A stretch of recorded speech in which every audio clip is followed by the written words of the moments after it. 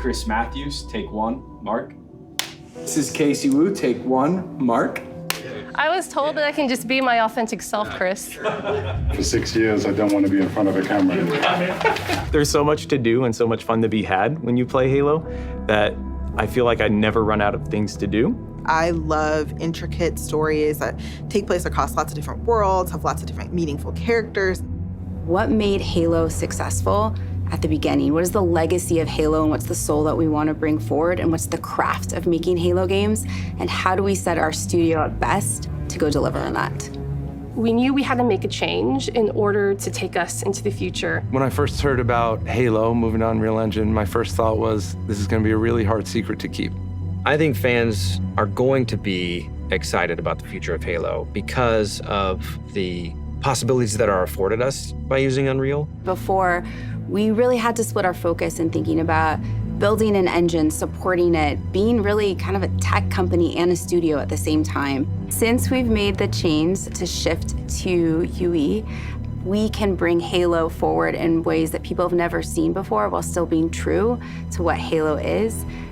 The Foundry project was an effort to show ourselves how far we can push things using Unreal 5. New studio art director, Chris, came to me and said, hey, I have this crazy idea. He said, hey, there's this thing called Project Foundry that I want to do. Let's make it happen.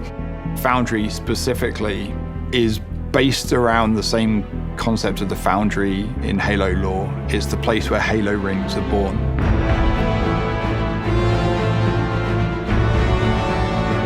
It's not a game, it's a research project for our studio so we can prepare ourselves for the next steps of making Halo games.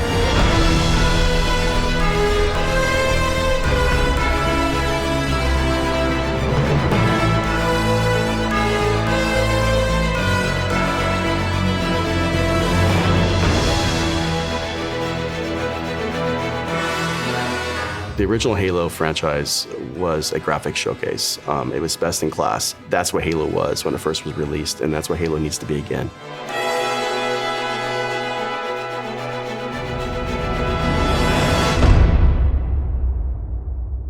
So once Project Foundry had been approved, we took the entire creative team and we ideated on 3 locations, something old, something new, and something really alien.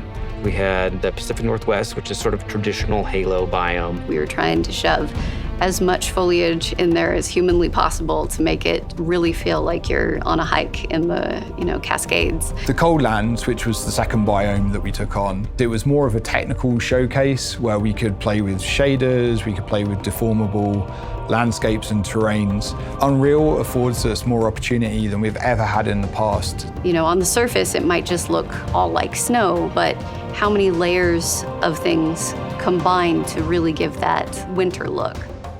And then our third biome was the Blightlands, which is any land that's been completely taken over by the flood. I wanted to give our team the opportunity to really express an alien world, a really alien world, taking something way further than they may have actually done in previous Halo games. What's impressed me about watching the Halo team work in Unreal is how beautiful everything looks, how incredible the environments look.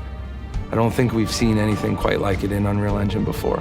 Fortunately, we have a studio that's really passionate about Halo, about the look and the feel, and I think there's a lot of hunger to really collaborate, to move forward together. Foundry was an initiative that touched on every part of the creative process, everything from concept art, VFX, characters, vehicles, and weapons to make the future games of Halo.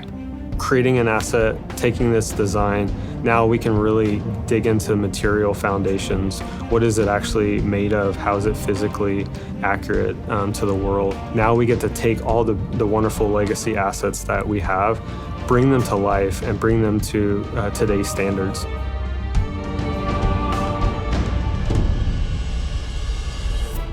We are really excited to be not just working on multiple projects, but also expanding our studio. As a lifelong Halo player, I think the game's only going to get better when we get those new, unique perspectives and people bring in their expertise and passion for the Halo franchise.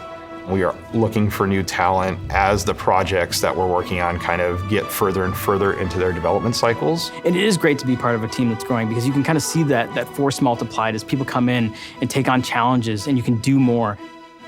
Imagine a place where you have the commitment that this is what we want to do, Halo games, and create those experiences.